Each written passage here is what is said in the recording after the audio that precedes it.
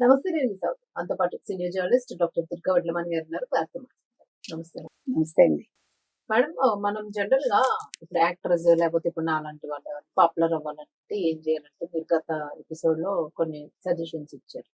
మరి రాజకీయ నాయకులుగా ఉండి అలాగే పదవి అయిపోయి మళ్ళా పదవి కోసం పాకులాడే వాళ్ళు వాళ్ళు ఎలాగా రికగ్నైజ్ అవ్వాలి? ఏం చేస్తే రికగ్నైజ్ అవుతారు? అని నాకు కొంత ఐడియా ఉంది. అసెంబ్లీలోని వీటిల్లోని పార్టిసిపేట్ చేయాలి. రోడ్లు రవాణా సంస్థలోని ఇబ్బందులు ఉంటే వాటి గురించి మాట్లాడాలి సమస్యల మీద. ఇంకేమైనా ఉంటాయా అసలు? అంటే మీరు అడుగుతున్నది పర్టికులర్ గా జగన్మోహన్ రెడ్డి గారి ఆ! గురించి నాకు ఆంధ్ర అర్థమైంది గురించే మేడం అదే. కదా. అవును. సో జగన్మోహన్ రెడ్డి గారి గురించి తీసుకున్నప్పుడు ఏంటంటే, మామూలుగా అయితే పాపం ఆయన ఇవాళ అసెంబ్లీ సమావేశాలు ప్రారంభం అయ్యాయి. ఆయన ప్రతిపక్ష నేత కాకపోయినా వెళ్లాల్సిన బాధ్యత ఉంది ఒక ఎమ్మెల్యేగా. అవును. అయితే దీనికంటే ముందు ఆయన 15 ఆగస్టు అంటే ఆగస్టు 15న జెండా ఎగరేయాలి, అవును. జెండా వందనం స్వీకరించాలి. రెండు చేయాల. అందుకేనే మాకు వీడియో రాలేదు. అందరివి వచ్చినాయి. ఈయన వీడియో రాలేదు. మీకు ఎందుకు రాలేదంటే కారణం ఏంటంటే, ఇప్పుడు మీకంటే ఇప్పుడు మీ ఊరు ఏది అంటే కనీసం మీరు హైదరాబాద్ వైజాగ్ ఏదో చెప్తారు కదా. మీ ఇంటి అడ్రస్ ఏదో ఒకటి సొంతమో అద్దో ఒక ఇల్లు ఉంటుంది. జగన్మోహన్ రెడ్డి గారికి ఏమైందంటే సమస్య, ఆయన హైదరాబాద్ లేకపోతే తాడేపల్లి లేకపోతే పులివెందుల లేకపోతే కర్ణాటకలో అదేంటది యలహంకన ఎక్కడ ఎగరేయాలి? ఆంధ్రాలో ఎగరేద్దామంటే ఇప్పుడు నేను ఎమ్మెల్యే గాని నేను నాకు ప్రతిపక్ష నేత హోదా లేదు కాబట్టి నేను పులివెందులకి వెళ్ళను, అంతకంటే తాడేపల్లిలో ఎగరేయను. రాయలసీమ అంటే నన్ను పులివెందుల ప్రజలు వద్దనుకుంటున్నారు, సో పులివెందుల్లో ఎగరేయను. సరే పోనీ హైదరాబాద్ అనుకుందామంటే హైదరాబాద్ లో రేవంత్ రెడ్డి ఓ పక్క, మరో పక్క చెల్లి షర్మిల ఉన్నారు, ఎక్కడ ఖాళీ. యలహంకలో అంటే అది కర్ణాటక, ఊరుకోరు. ఇంట్లో ఎగరేసుకోవచ్చు కానీ కాకపోతే ఏంటంటే ఆయనకు ఒక ఆప్షన్ ఉంది. నెక్స్ట్ 15 ఆగస్టుకి ఆయన జైలుకి వెళ్తారు కాబట్టి జైల్లో ఎగరేసుకోవచ్చు.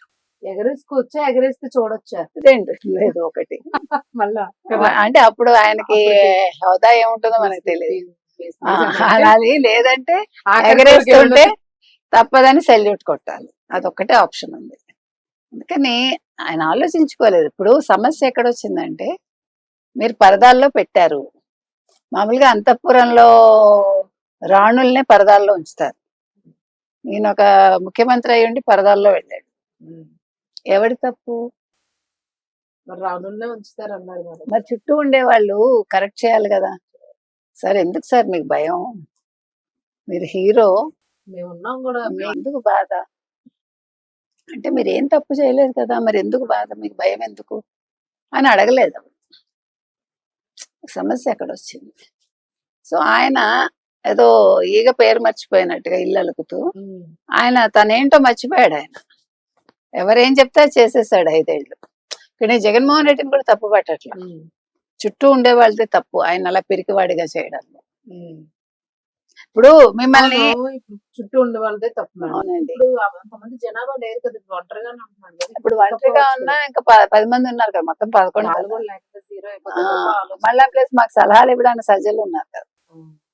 అందుకని సజ్జలు ఉన్నంతకాలం ఏమి జరగదు, ఆయన అలాగే ఉంటాడు. ప్రపంచం ఇంత కోడేకొస్తున్నా ఇంకా ఆయన జ్ఞానోదయం ఆయన దాకా వెళ్ళదు కదా. ఆయన చెవులు సజ్జల, ఆయన కళ్ళు సజ్జల. కొన్ని అసెంబ్లీ కంటే పంతం పట్టుకున్నాడు, ప్రత్యేక హోదా లేదు. మీరు అడిగారు అసెంబ్లీకి రావాలి కదండి అని అడిగారు కదా. అసెంబ్లీకి ఎవరు వస్తారు? బాధ్యత గల ఎమ్మెల్యే అయితే వస్తారు. వెళ్ళాలని కూడా అన్నారు. ఎవరు అన్నారు? ఆయన అనుకోవాలి వెళ్ళాల్సిందే అని. వెళ్ళాల్సిందే అన్నారు. నేను రానన్నాడు. నేను పులివెందుల ఎమ్మెల్యేగా రాను, కానీ నాకు ముఖ్యమంత్రి హోదా లేదు, అదే విధంగా నాకు ప్రతిపక్ష నేత హోదా కూడా మీరు ఇవ్వట్లేదు, నేను రానన్నాడు. ప్రజలు ఇది గుర్తు పెట్టుకుని సర్లే ఎందుకు జగన్మోహన్ రెడ్డి మీకు ఇంత కష్టం, వచ్చే ఎలక్షన్స్ లో మిమ్మల్ని పులివెందుల ఎమ్మెల్యేగా కూడా ఎన్నుకోమంటున్నారు. అది ఇంకా మంచి పద్ధతి కదా. హ్యాపీగా యలహంకలోనే కూర్చోవచ్చు, ఏ బాధ ఉండదు, ఈ ఖర్చులు ఉండవు, ముందు ప్రజల ప్రాణాలు పోవడాలు ఉండవు. మానసిక వేదన ఇంకా ఇంపార్టెంట్ మేడం. మానసిక రోగం రాకూడదు, ఇప్పుడు వీక్ అయిపోతారు చాలా. ఆయనకి సైకలాజికల్ గా ఆయనకి ఆ ప్రాబ్లం ఉండబట్టే ఇన్ని సమస్య. అర్థమైందా? ఇక మీరు అన్నట్టుగా మరో పక్క మరి మీరేమో భోగాపురం మొన్న అంతర్జాతీయ విమానాశ్రయం మోదీ గారి చేతుల మీదుగా ఆవిష్కరించారు. అదే కదా రాష్ట్రం గర్వించే రాష్ట్రం క్షణాలు. గర్వించే క్షణాలు. 13,500 మంది థింసా నృత్య కళాకారులు ఉమ్, థింసా నృత్యం చేశారు. మరో పక్క కూచిపూడి నృత్యం. ఉమ్. మీరు అంత అద్భుతంగా ఆవిష్కరించి అంత అద్భుతంగా ఒక ఈ రోజు ఆ, ఒక వాణిజ్య విమానాశ్రయమే చూడడానికి వెళ్ళడానికి సందర్శకులు వెళ్తున్నారు. ఇప్పుడు ప్రయాణం కూడా చేయరా ఆయన విమానంలో తిరగరు ఇంకా. ఏమో తెలీదు.